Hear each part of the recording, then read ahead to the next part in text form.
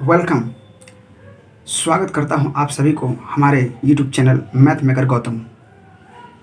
Student, आज मैं इस वीडियो में आप लोगों को 11th का मैथमेटिक्स का सॉल्यूशन जो सेट थ्योरी से लिया गया है एक्सरसाइज 1.1 का सॉल्यूशन बताने जा रहा हूं। स्टूडेंट्स, आपसे अनुरोध है कि आप इस वीडियो को देखने से पहले हमारे 2 वीडियो जो मैंने पहले अपलोड किया है सेट थ्योरी के सारे बेसिक कॉन्सेप्ट उसमें हैं, तो आप पहले वो 2 वीडियो देख लें जिससे कि आपका सारे कॉन्सेप्ट क्लियर हो जाए। उसके बाद ये वीडियो आप देखेंगे तो अच्छे से समझ पाएंगे। तो चलिए ज़्यादा देरी ना करते हुए अब हम लोग आगे की ओर प्रस्थान करते हैं, अपने गंतव्य की ओर। तो आइए जानते हैं। स्टूडेंट, ये सेट थ्योरी से लिया गया है। ये क्वेश्चन आपको बता देना चाहेंगे, यह सेट थ्योरी का है। ठीक है, आइए इसके क्वेश्चंस के बारे में कुछ एक्सप्लेनेशन है, उसके बारे में जानते हैं। क्वेश्चंस कहता है, जो मैंने बुक से लिख कर रखा है, which of the following are set, justify your answer. Questions कह रहा है ये सारे जो ऑप्शन दिए हुए हैं इनमें से कौन सा सेट है, और सेट है तो उसका जस्टिफाई, उसका आंसर देना है कि आखिर यह सेट क्यों है और क्यों सेट नहीं है। तो आइए एक एक कर हम लोग जानते हैं। पहला क्वेश्चन है, the collection of all the months of a year beginning with letter J. Questions कहता है एक साल में जो सारे मंथ्स हैं उनमें से ऐसा कौन कौन मंथ है जो लेटर जे से स्टार्ट होता है। तो लेटर जे से स्टार्ट होने वाले कौन कौन है इसके बारे में जानते हैं। तो जे से स्टार्ट होने वाले पहला जनवरी है,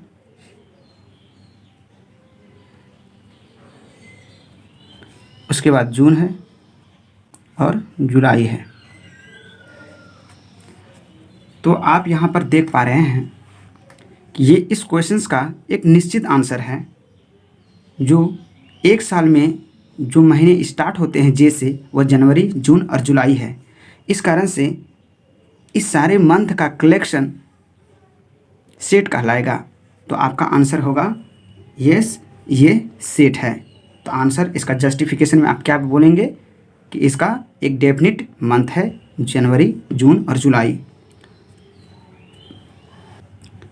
चलिए बढ़ते हैं आगे नेक्स्ट क्वेश्चन की ओर।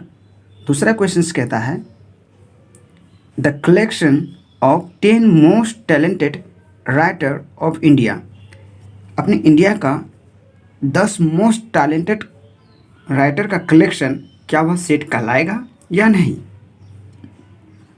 तो सबसे पहले मैं इसके लिए आपको क्लियर करना चाहूँगा। जैसे ये पेन है, इस पेन के बारे में बताना चाहूँगा। मैं कहता हूँ यह पेन सबसे बेस्ट है, तो क्या आप मेरे बात से सहमत हैं। यह ज़रूरी नहीं कि यह पेन मेरे लिए तो बेस्ट है, लेकिन यह बिल्कुल ज़रूरी नहीं है कि यह आपके लिए भी बेस्ट कलम हो। मतलब प्रत्येक व्यक्ति, पर्सन टू पर्सन, यह बदलता रहता है कि यह बेस्ट हो भी सकता है और नहीं भी हो सकता है। तो मतलब इसका आंसर निश्चित नहीं है, यह एक अनिश्चित है, स्पष्ट नहीं हो पा रहा है कि यह कलम सभी के लिए बेस्ट है। ऐसा ही आप इस क्वेश्चन को देखें, यहाँ पर 10 most talented writer of India का कलेक्शन सेट नहीं होगा, क्योंकि यह 10 मोस्ट टैलेंटेड सभी पर्सन के लिए वो टैलेंटेड नहीं हो सकते हैं। किसी एक व्यक्ति के लिए वह टैलेंटेड हो सकते हैं, लेकिन दूसरे व्यक्ति के लिए टैलेंटेड हो यह ज़रूरी नहीं है। तो कहने का ये तात्पर्य है, यह निश्चित नहीं कह सकते हैं कि यह सभी एक मोस्ट टैलेंटेड राइटर है। जब भी आंसर अस्पष्ट हो, निश्चित ना हो, तो वह सेट नहीं होता है। तो इस प्रकार यह सेट नहीं है। अब चलिए आगे की ओर। अगला क्वेश्चन क्या है, a team of 11 best cricket batsman of the world. 11 best cricket batsman. तो यहाँ पर क्या देख रहे हैं, ऐसे 11 बेस्ट क्रिकेट बैट्समैन के कलेक्शन पूरे संसार का, पूरे वर्ल्ड का आप 11 बेस्ट बैट्समैन को चुनते हैं जो बेस्ट है, तो क्या उसका कलेक्शन सेट होगा। जैसा कि मैंने आपको ऊपर में बताया कि कुछ लोगों के लिए उसका बेस्ट बैट्समैन कोई और प्लेयर हो और कुछ लोगों के लिए और हो। मतलब ये निश्चित नहीं हो पा रहा है, ये डेफिनेट नहीं हो पा रहा है। एक पर्सन के लिए वह है और दूसरे पर्सन के लिए वह हो, ऐसा ज़रूरी नहीं है।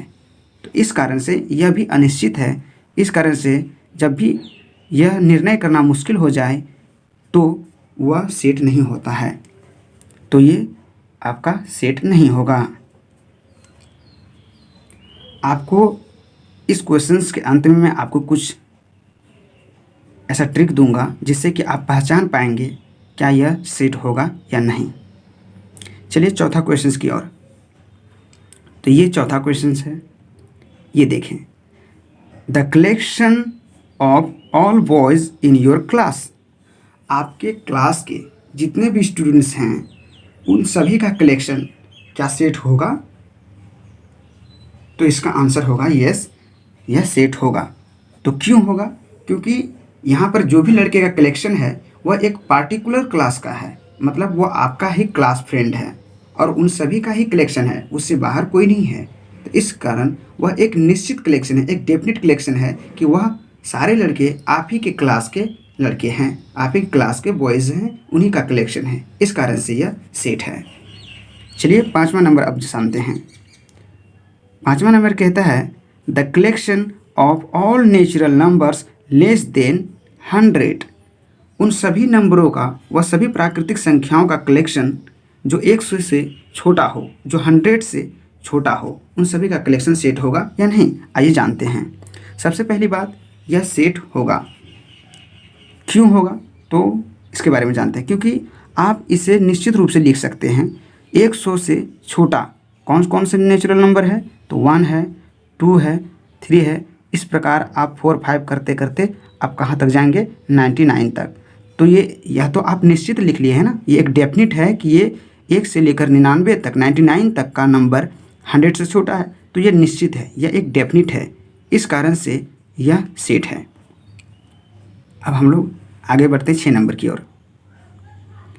6 नंबर में कहता है the collection of novels written by the writer Munshi Premchand. वह सभी नॉवेल का कलेक्शन जिसको मुंशी प्रेमचंद के द्वारा लिखे गए हैं, तो उनके द्वारा लिखे गए सभी नॉवेल्स का कलेक्शन सेट होगा या नहीं? बिल्कुल होगा। क्योंकि यहाँ पर उन सभी नॉवेल्स का कलेक्शन है जो एक ही राइटर के द्वारा लिखे गए हैं, जैसे मुंशी प्रेमचंद के द्वारा। तो इनके द्वारा वह सारे नॉवेल्स का कलेक्शन है। तो इस कारण से यह, इसमें जो भी नॉवेल्स होंगे वह मुंशी प्रेमचंद के द्वारा ही लिखे गए हैं। इस कारण से यह सेट होगा। आइए अब 7 नंबर की बात करते हैं। 7 नंबर कहता है the collection of all even integers. सभी समपूर्णांक का कलेक्शन सेट होगा। तो आप इसे कह सकते हैं यस, ये सेट होगा। क्यों होगा? क्योंकि सभी इवन इंटीजर्स क्या क्या हो सकता है? इवन इंटीजर्स हो सकता है 2, 4, 6 डॉट डॉट डॉट डॉट करके हो जाएगा इसी प्रकार। तो आप देख रहे हैं कि यह सारे इवन इंटीजर्स है। इस प्रकार यह एक निश्चित है कि यह इवन इंटीजर्स का ही कलेक्शन है। तो यह सेट होगा। ठीक है, अब आगे 8 नंबर की ओर बढ़ते हैं। 8 नंबर कहता है the collection of questions in this chapter. इस चैप्टर का, ये जो चैप्टर है, इस चैप्टर का सभी क्वेश्चंस का कलेक्शन क्या सेट होगा? बिल्कुल होगा। सबसे पहली बात मैं बता देना चाहूँगा, ये सेट होगा। क्यों होगा सेट? क्योंकि इसमें जितने भी डिफरेंट टाइप के क्वेश्चंस हैं वह सारे एक ही चैप्टर से लिए गए हैं, जो इस चैप्टर से बाहर नहीं है। और यह एक निश्चित है कि इसी चैप्टर से लिया गया है और ये डेफिनेट है। इस कारण से डिफरेंट टाइप्स का क्वेश्चन एक ही चैप्टर से लिया गया, तो उसका कलेक्शन सेट कहलाएगा। समझ गए होंगे। अगर आपको समझने में थोड़ा परेशानी हो तो आप इस वीडियो को एक बार और देख लेंगे ताकि आपको आसानी से समझ में आए। अब अंतिम क्वेश्चंस क्या है? अंतिम क्वेश्चंस है अ कलेक्शन, हाँ देखें, a collection of most dangerous animals of the world. मतलब पूरे वर्ल्ड का सबसे खतरनाक जानवरों का कलेक्शन, क्या वह सेट होगा? सेम बात है। तो यहाँ पर वही बात है कि बेस्ट मोस्ट, है ना। तो क्या कोई एक जानवर, यहाँ पर सबसे पहली बात तो मैं बताऊँगा कि यह सेट नहीं होगा। क्यों नहीं होगा? क्योंकि यह यहाँ पर दिया गया है कि मोस्ट डेंजरस एनिमल्स का जो कलेक्शन है वह सेट होगा या नहीं होगा। तो अगर आप जितने भी डेंजरस एनिमल्स हैं उनका कलेक्शन कर ले तो उनमें सभी एनिमल्स किसी के लिए वह डेंजरस होगा और किसी के लिए नहीं भी होगा। तो कहने का मतलब है ये है कि पर्सन टू पर्सन वो चेंज हो रहा है। वह किसी एक व्यक्ति के लिए सच में वो बहुत ज़्यादा डेंजरस एनिमल होगा, बट दूसरे के लिए हो ऐसा तो ज़रूरी नहीं। इस कारण से यह सेट नहीं होगा। अब आइए मैं आपको कुछ बात बताना चाहूँगा जो मैंने बोला था इस वीडियो के अंत में आपको बताऊँगा। तो आप देखिए यहाँ पर वह सभी सेट नहीं हुआ जिसमें कहीं ना कहीं कंपैरिजन किया गया है, जैसे मोस्ट बेस्ट, है ना। तो ये जहाँ भी ऐसा टर्म आया है वह सेट नहीं हुआ। जैसे कि आप यहाँ पर देख लें, ये वाला सेट नहीं हुआ। क्यों?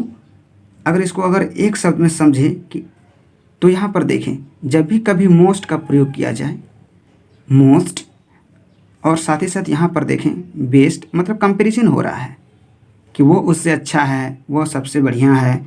तो कहने का मतलब कंपैरिजन हो रहा है। मोस्ट टैलेंटेड मतलब बहुत ज़्यादा टैलेंटेड, यहाँ पर देखिए अन्य राइडर की तुलना में इसका कंपैरिजन हो रहा है। बेस्ट क्रिकेट बैट्समैन, जो कि अन्य क्रिकेट बैट्समैन के बारे में उनका जो तुलना किया जा रहा है। तो और यहाँ पर आप देखिए जो सेट नहीं हुआ, जैसे आप यहाँ पर देखिए यहाँ पर भी मोस्ट डेंजरस का प्रयोग किया गया है। तो कहने का ये तात्पर्य है कि जहाँ जहाँ पर भी मोस्ट और बेस्ट का प्रयोग किया गया है वह सेट नहीं हुआ है। तो क्या मतलब है कि जब भी किसी व्यक्ति के साथ तुलना किया जाए, कंपैरिजन किया जाए, तो वह सेट नहीं माना जाएगा। जैसे मोस्ट, है ना, बेस्ट, ये सब जो टर्म आए हैं ये अनिश्चित टर्म है। इस कारण से यह सेट नहीं हुआ है जहाँ जहाँ पर इसका, जिस क्वेश्चंस में इसका प्रयोग हुआ है। एक बार और देख लें आप, जैसे यहाँ पर देखें ये मोस्ट टैलेंटेड का प्रयोग किया गया है, इस कारण से यह देखिए सेट नहीं है। और यहाँ पर भी देखिए बेस्ट क्रिकेट बैट्समैन, यहाँ पर भी तुलना किया जा रहा है, तो यह भी एक सेट नहीं है। साथ ही साथ आपको एक और दिखाना चाहूँगा जो सेट नहीं है। ये देखें मोस्ट डेंजरस, है ना, तो यहाँ पर भी मोस्ट का प्रयोग किया गया। कहने का सीधा सा फाइनल मतलब ये है कि कंपैरिजन करने पर वो निश्चित उसका कोई डिसीजन नहीं निकल पाता है, कोई निश्चित मीनिंग बिल्कुल नहीं निकलता है। इस कारण से वह सेट नहीं होता है। तो आप तो समझ गए होंगे स्टूडेंट, वीडियो ज़्यादा लंबा ना हो इसलिए यह सेट थ्योरी एक्सरसाइज 1.1 का पहला पार्ट होगा, पहला वीडियो होगा। दूसरे वीडियो में हम आपको दूसरा पार्ट जो इसके नेक्स्ट क्वेश्चंस है उसका सॉल्यूशन बताऊंगा। स्टूडेंट, मैं ऐसा इसलिए कर रहा हूं क्योंकि वीडियो अगर ज़्यादा लंबा हो जाता है तो स्टूडेंट उसे बैठकर ज़्यादा देर तक देखते नहीं हैं, इस कारण से, और उसे बोरिंग होने लगता है। तो इस कारण से मैं छोटे छोटे वीडियो बनाऊँगा जिससे आपको एक वीडियो में एक ही कॉन्सेप्ट समझाएंगे और आपको समझ में आए और अच्छे से आप लिख पाएँ और आप साथ ही साथ एंजॉय के साथ पढ़ पाएँ। स्टूडेंट्स, जाते जाते मैं आपको ज़रूर कहना चाहूँगा कि आप जब भी पढ़ने बैठें तो आप कॉपी कलम लेकर बैठें ताकि आप सारे नोट्स को नोट कर पाएँ। स्टूडेंट, कोशिश करें कि आप लोग इसे रिवाइज करेंगे अगर आप पढ़ाई को कंटिन्यू रखना चाहते हैं। और साथ ही साथ जाते जाते आप लोगों से मैं कहना चाहूँगा, अगर स्टूडेंट आपको किसी भी प्रकार से हमारा वीडियो आप लोगों को हेल्पफुल लगता है, आपको हेल्प करता है, तो मैं आपसे ज़रूर कहूँगा कि वीडियो को लाइक करें और सब्सक्राइब करें।